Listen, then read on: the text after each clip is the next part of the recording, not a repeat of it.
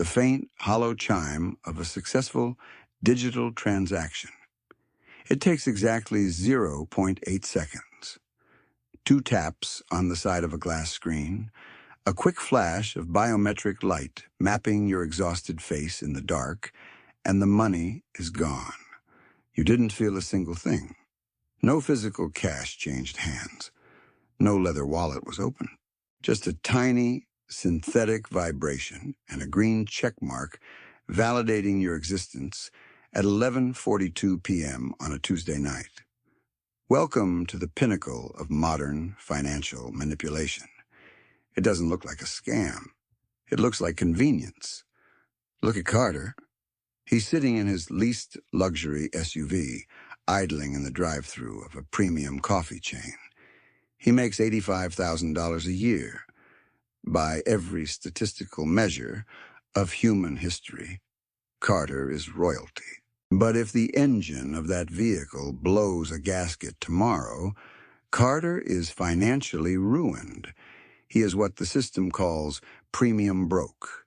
His life is a high-definition, fully optimized, high-speed illusion of wealth. He wears a $600 smartwatch that tracks his resting heart rate, a heart rate that is currently spiking because the credit card linked to that very watch is 95% maxed out. This is the reality of the frictionless hemorrhage. Society has completely normalized the absolute absurdity of financing a lifestyle you cannot afford to impress people you actively dislike using capital you haven't even earned yet. Modern consumerism is just a localized anesthetic for the chronic pain of wage slavery. They don't sell you products anymore. They sell you tiny, overpriced bandages for the psychological bleeding they caused in the first place. You think you bought those $300 noise-canceling headphones because you appreciate high-fidelity audio. You didn't. You bought them because your corporate open plan office is a sensory nightmare, and the algorithm tracked your location, measured your prolonged exposure to the building, and served you a targeted ad the exact moment your willpower collapsed. You aren't making autonomous purchasing decisions. You're a highly predictable data set responding to carefully engineered corporate stimuli. 30 years ago, spending money hurt. It was a physical loss. You had to count the paper bills.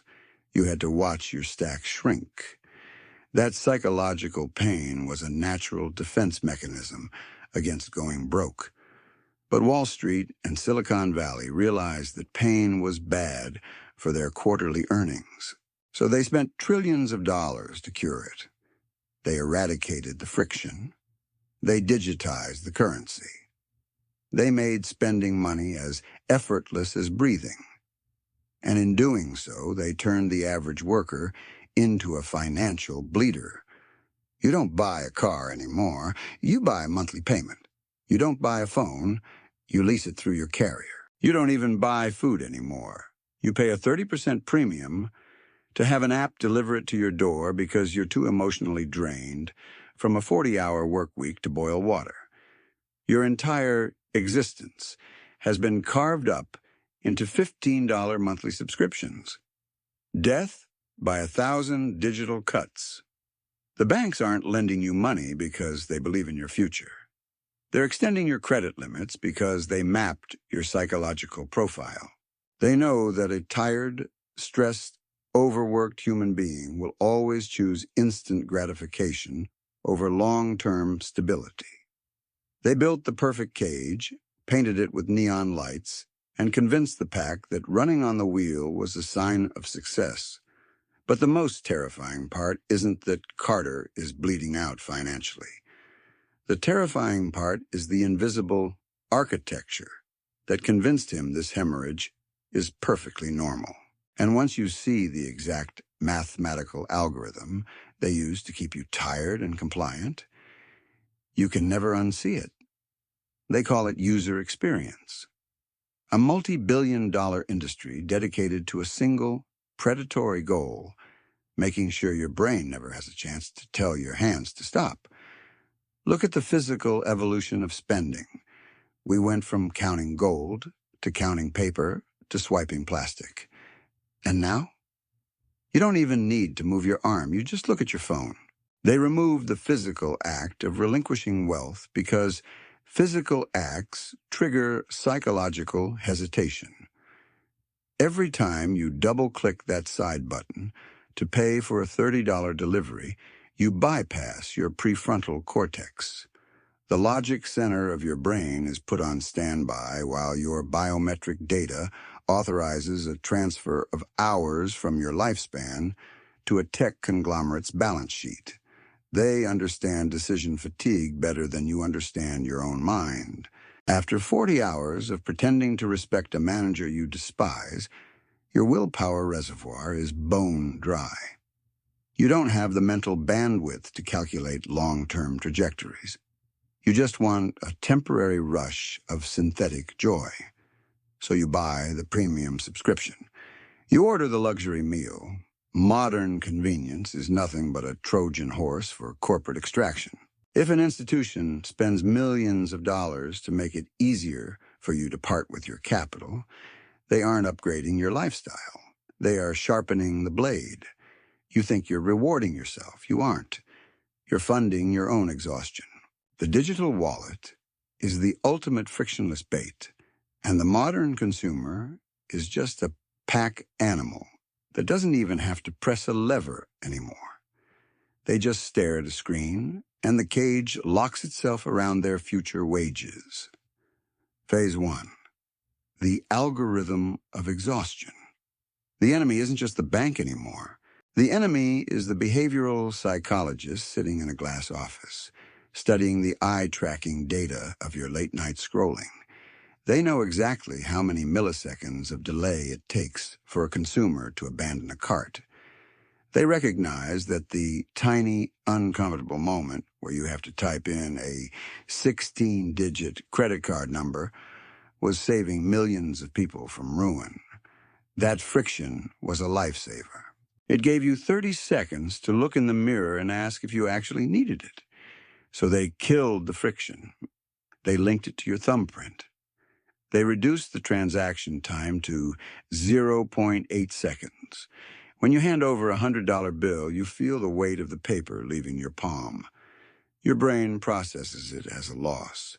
When you tap a glass screen, you feel nothing. The transaction is completely detached from the reality of human labor.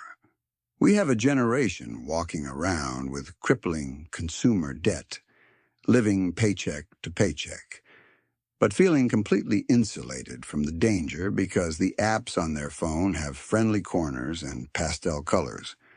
But the system isn't stupid.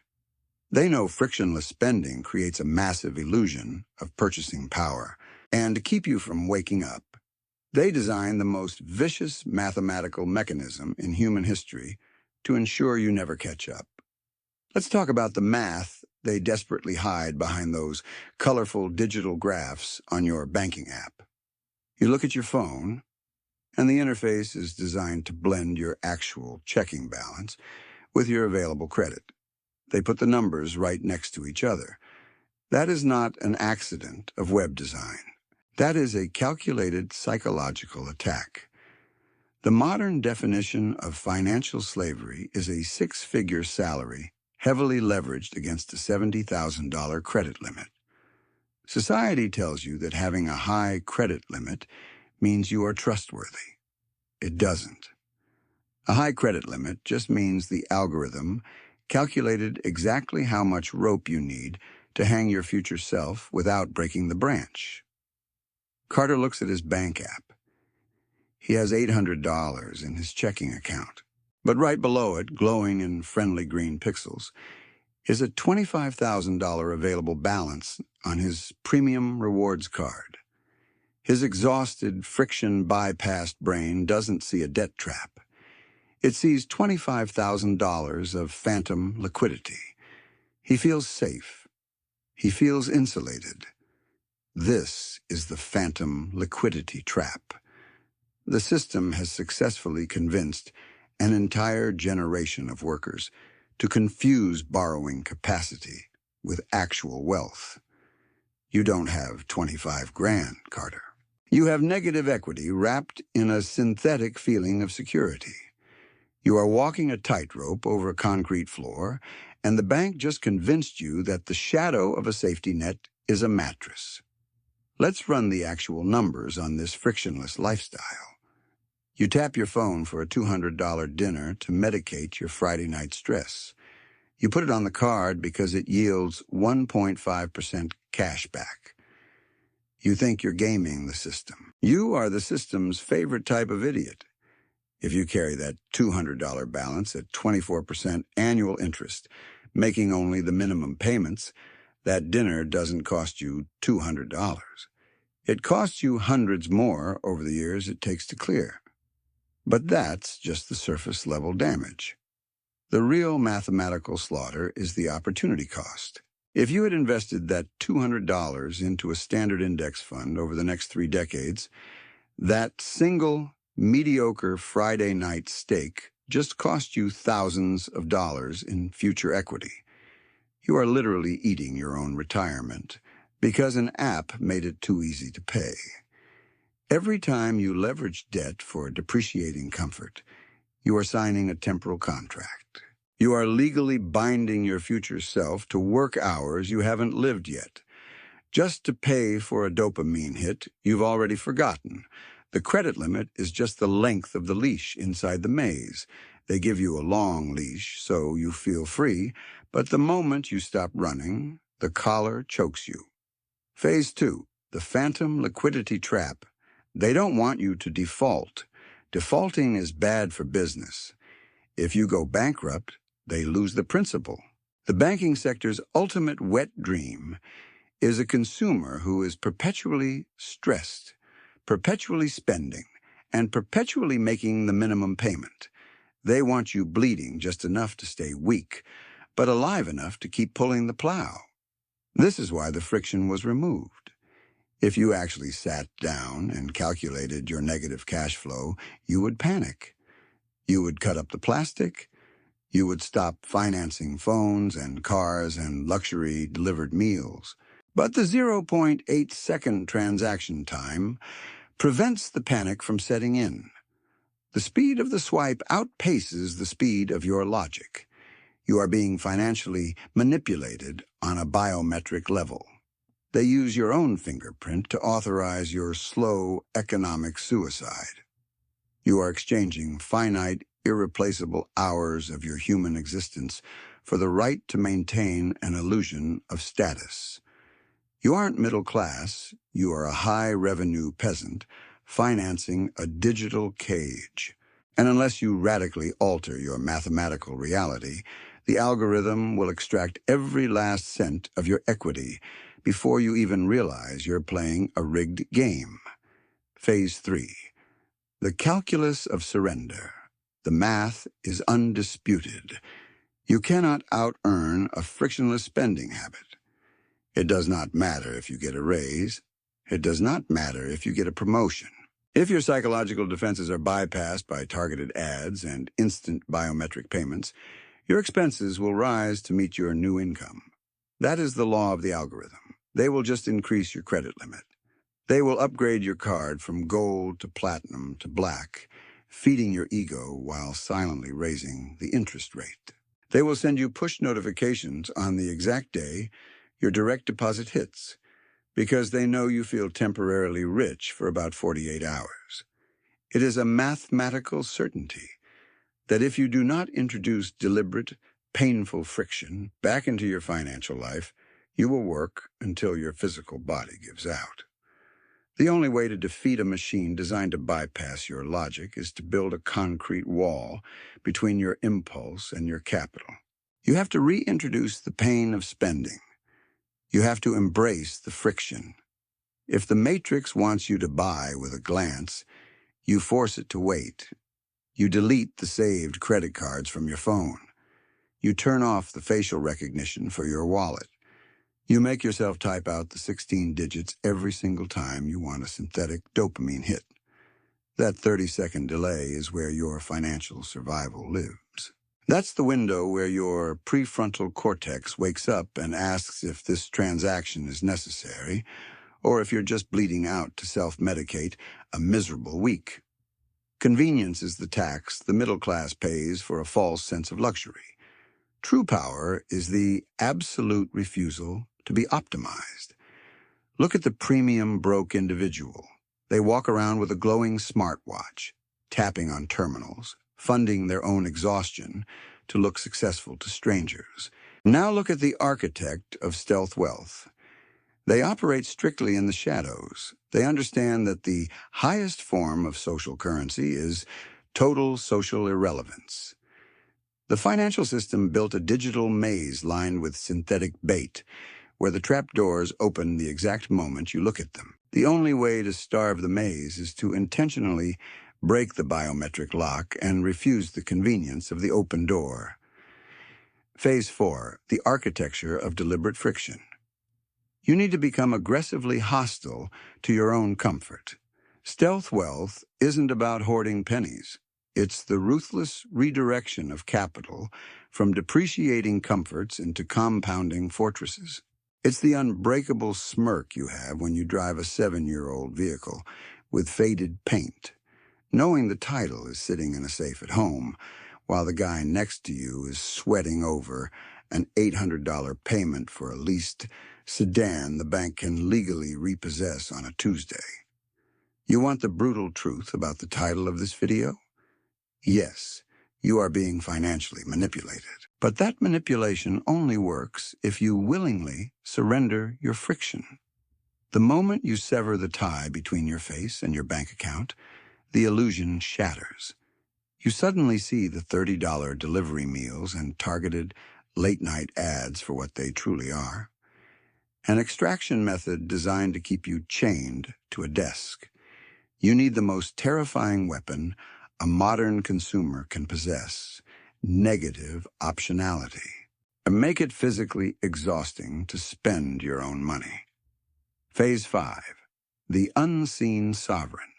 The ultimate flex isn't a designer logo on your chest. It's the ability to wake up on a random Wednesday, look at the ceiling, and realize nobody owns your time. That's the mathematical reality of fuck you money. It's the invisible armor that entirely deflects the panic of a corporate layoff. The sovereign individual never engages in the pathetic, performative circus of the leveraged middle class. They're the ghost at the barbecue. While everyone else is loudly debating underwater mortgages, the sovereign individual sips a cheap beer in total silence, knowing their index funds just generated more passive income than the loudmouth's entire salary. They completely escaped the race, not by running faster on the wheel, but by realizing the track was a rigged circle, stepping off the rubber and walking out the exit door. If you want to stay in the biometric cage, keep tapping the glass. The algorithm will gladly take your thumbprint until your hand is completely cold.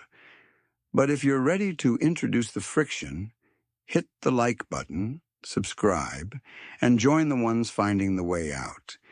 If you survive the mathematics of this episode, drop a comment saying biometric ghost. The rest of the pack will think you're hallucinating, but we'll know you broke the lock. My name is Daniel Rath, and I'll see you outside the maze.